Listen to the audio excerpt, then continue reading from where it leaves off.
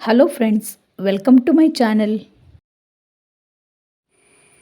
ನನ್ನ ಚಾನೆಲನ್ನು ಸಬ್ಸ್ಕ್ರೈಬ್ ಮಾಡಿಕೊಂಡಿರುವ ನಿಮಗೆಲ್ಲರಿಗೂ ಹಾಗೆಯೇ ನನ್ನ ಚಾನೆಲ್ನಲ್ಲಿ ವಿಡಿಯೋ ನೋಡುತ್ತಿರುವ ನಿಮಗೆಲ್ಲರಿಗೂ ಗೌರಿ ಗಣೇಶ ಹಬ್ಬದ ಹಾರ್ದಿಕ ಶುಭಾಶಯಗಳು.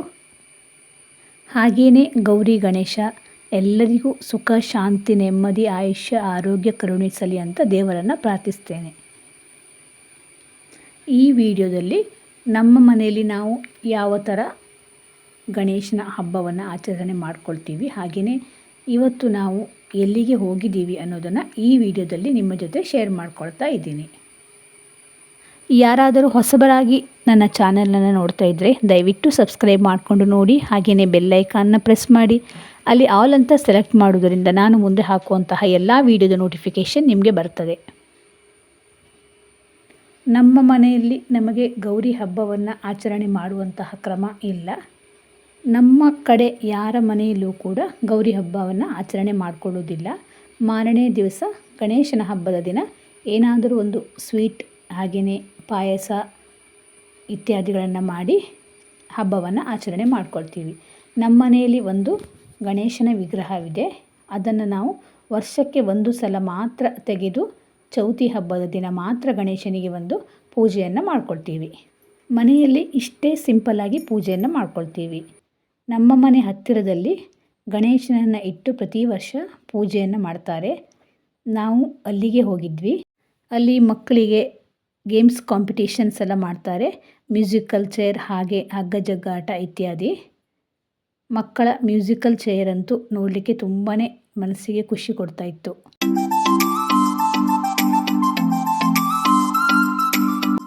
ನಮ್ಮ ಓಮ್ನ ಕೂಡ ಕಾಂಪಿಟೇಷನಿಗೆ ಹೋಗಿದ್ಲು.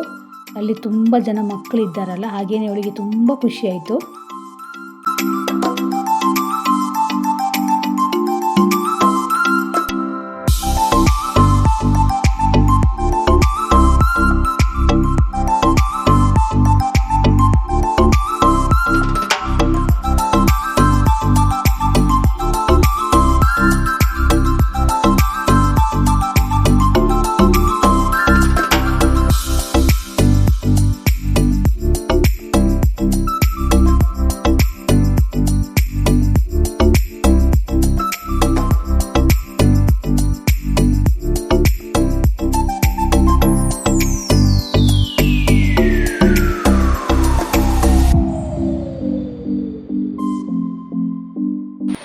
ನಮ್ಮ ಮನೆ ಹತ್ತಿರದ ಒಂದು ದೇವಸ್ಥಾನದಲ್ಲಿ ಗಣೇಶನನ್ನು ಇಡ್ತಾರೆ.